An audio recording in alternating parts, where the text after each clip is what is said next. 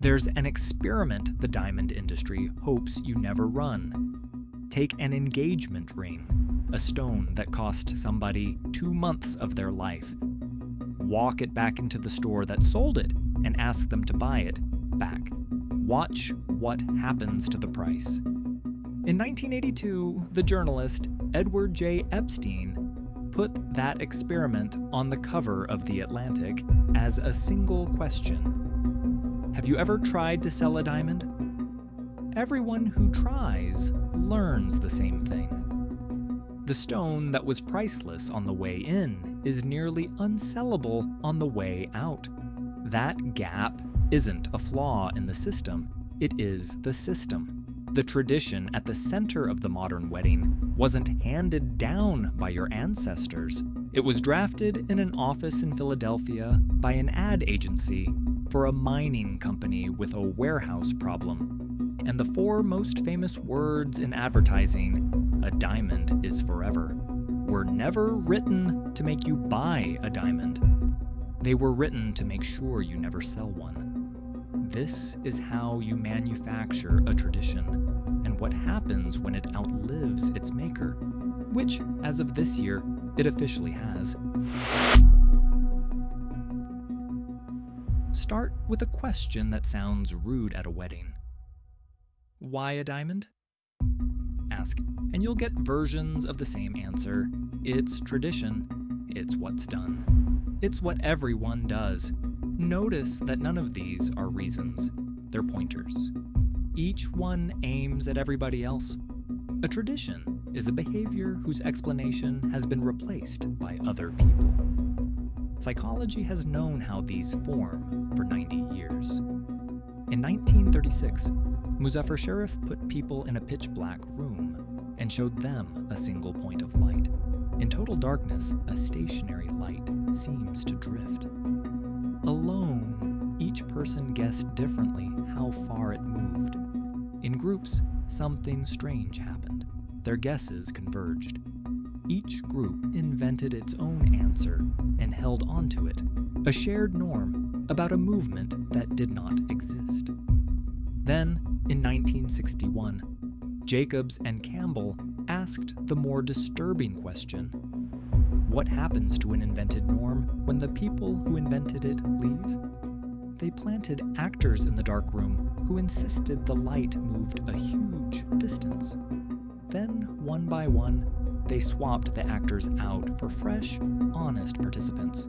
The inflated answer survived.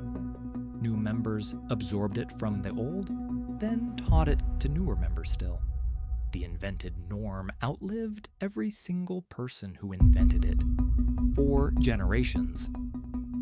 That is the machine. A norm doesn't need to be true, and it doesn't need its authors. It only needs each new arrival to see everyone else complying. Which means that if you could control what everyone else appears to be doing, you could install a tradition on purpose. You would need reach into movies, magazines, classrooms. You would need patience, and you would need a reason. In 1938, one company had all 3, especially the reason. The reason was an emergency. De Beers controlled nearly 90% of the world's rough diamonds, a monopoly built on South African mines. But a monopoly on supply is worthless if nobody wants the product. Since the end of the First World War, the amount of diamond Americans bought had fallen by half.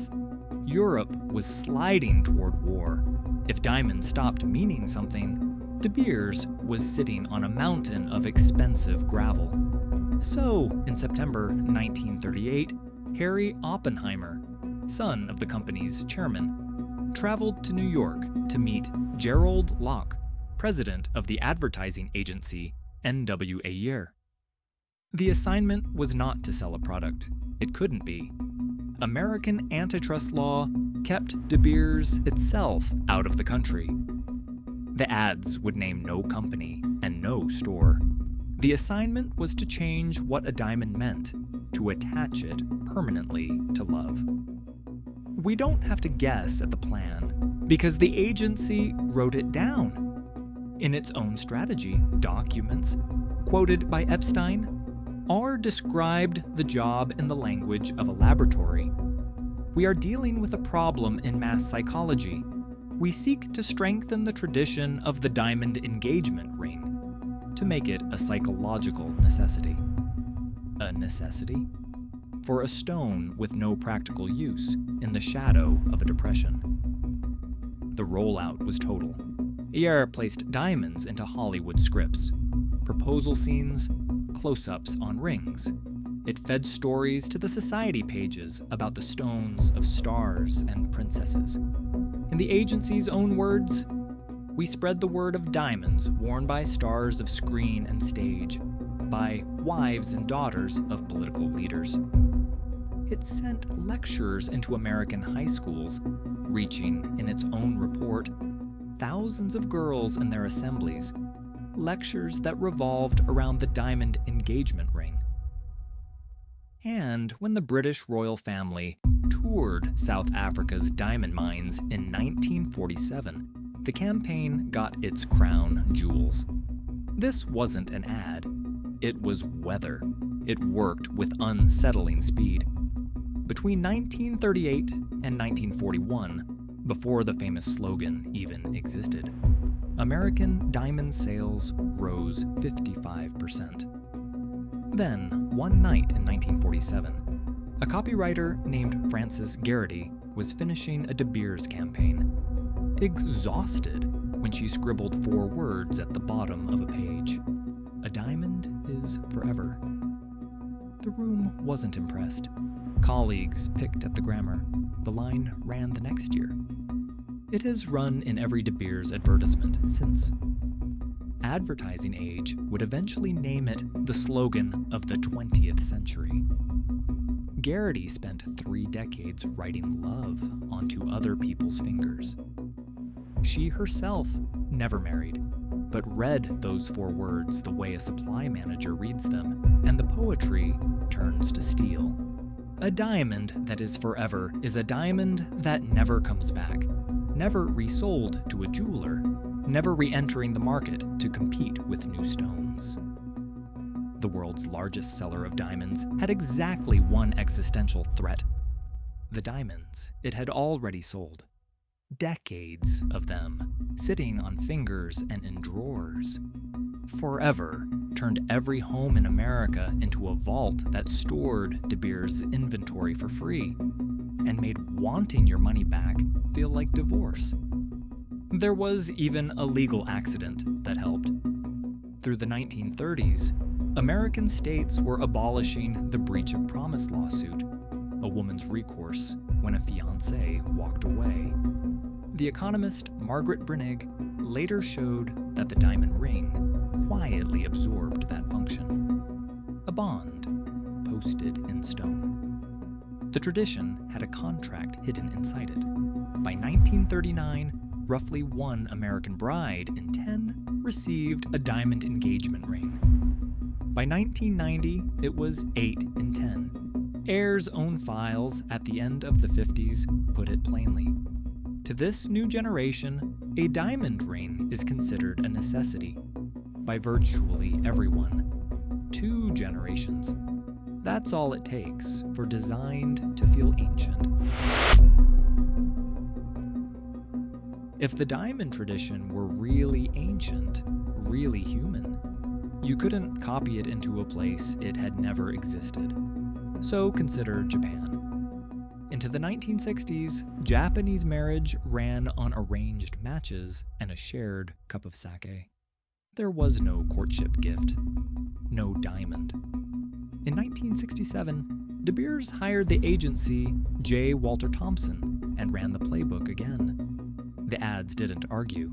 They showed beautiful, modern, Western-coated women cycling, sailing, mountain climbing, every one of them wearing a diamond. The message underneath: this is what the new everyone does. When the campaign began, fewer than 5% of Japanese brides received a diamond ring. By 1981, it was 60%. Epstein put it in a single sentence: a 1,500-year-old marriage tradition, radically revised in 13 years.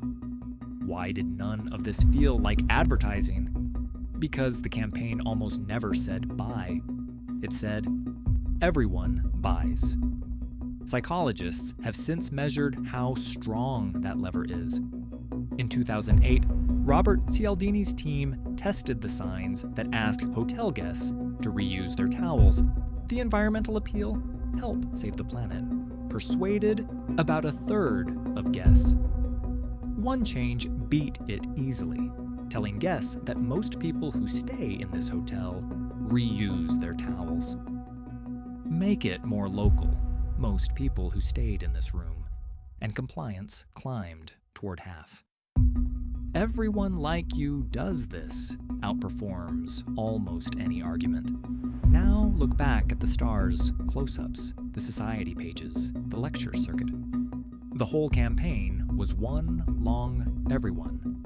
Once you see the blueprint, you see it everywhere. Attach the product to an emotion, show it as already normal. Add a price rule so compliance can be measured in dollars. Listerine ran it by popularizing a disease, halitosis, and selling the cure. Cereal companies ran it by declaring breakfast the most important meal of the day. The engagement ring is simply the masterpiece of the genre. Which brings us to the question this story was always heading toward. What happens to a manufactured tradition when the manufacturer dies? Because that experiment is running right now. The empire cracked slowly, then quickly.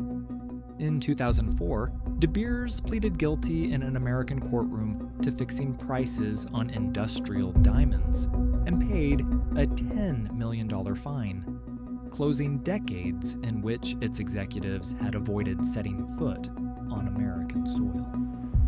New mines in Russia, Australia, and Canada began selling around the cartel.